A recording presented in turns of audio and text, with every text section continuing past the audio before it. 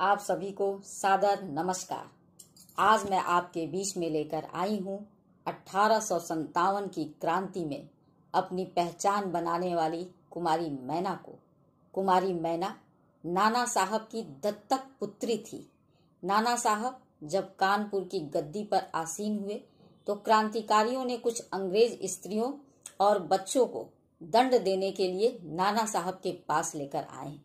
नाना साहब ने कहा, निहत्थे स्त्रियों और बच्चों पर प्रहार करना, उन्हें दंड देना, ये अपयश ही नहीं पाप का कार्य है।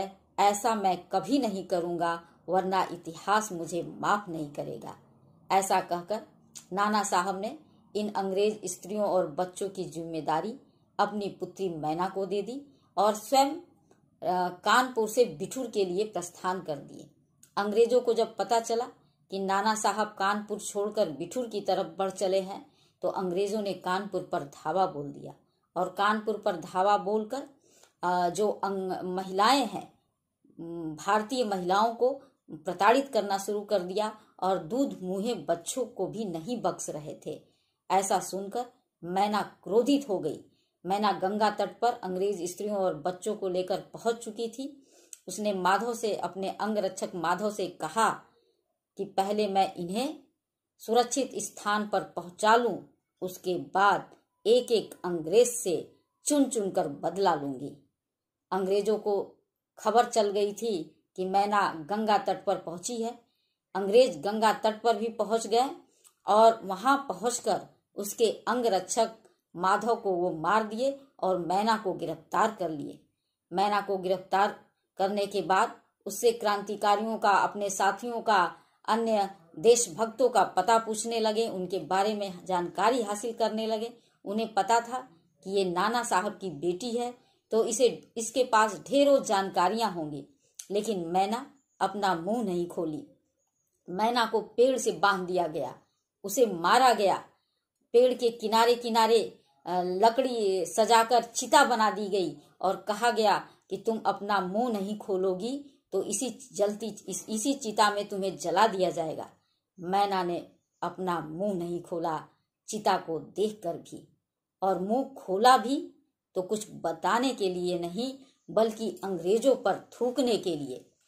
जब अंग्रेजों ने मैना का यह व्यवहार देखा तो चिता में आग लगा दी। मैना जलने लगी। उन्होंने जलती हुई मैना से पूछा कि तुम्हारे पास अभी भी समय है, तुम अपने साथियों के बारे में बता दो। पर मैना नहीं बताई। कुछ देर बाद मैना अधजली हो गई। अंग्रेजों ने अधजली मैना को चिता से बाहर निकाला और कहा कि अभी भी समय है, तुम अभी भी अपने साथियों के बारे में बता दो। पर मैना ने अपने साथियों के बारे में नहीं बताया। अपनी जान को देना वो उचित समझी, लेकिन देश के प्रति वो गद्दारी नहीं की।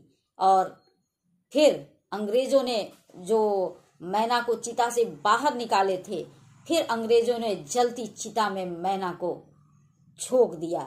मैना धू धू करके अबली जलने लगी, लेकिन अंतिम समय तक अपने मुंह को नहीं खोला। जब वो अपने मुंह को नहीं खोला और देश के लिए शहीद हो गई तो अंग्रेज स्त्री और बच्चे सोचने लगे कि एक मैना ने उन सभी की जान बचा दी, लेकिन वो सभी मिलकर भी एक मैना की जान नहीं बचा सके। और अंग्रेज ऑफिसर भी सोचने लगे कि इसने अपना मुंह न खोलकर हम लोगों का परिहास उड़ाया है, इसने मौत को चुना, लेकिन कुछ भी अपने देश और साथियों के बारे में बताने से इनकार कर दिया। मैना के आखिरी शब्द थे कि मेरा बलिदान ही मेरा पुरस्कार होगा और यह भी निश्चित है कि मेरी मृत्यु अंग्रेजों के पतन का कारण बनेगी। और एक दिन ऐसा आया कि अंग्रेजों को भारत छोड़ना पड़ा। मैना के बलिदान का पुरस्कार मिल गया। आज हमारा भारत ब्रिटिश हुकूमत से मुक्त हो चुका है। ऐसी मैना जो जलती चिता में जल जाना मंजूर की, लेकिन अपने देश और साथियों के बारे में बताना उसने उचित नहीं सोचा। ऐसी मैना को हम नमन करते हैं, वंदन करते हैं और कल पुनः मिलेंगे एक दूसरी महिला क्रांतिकारी से। तब तक के लिए धन्यवाद। जय हिंद, जय भारत।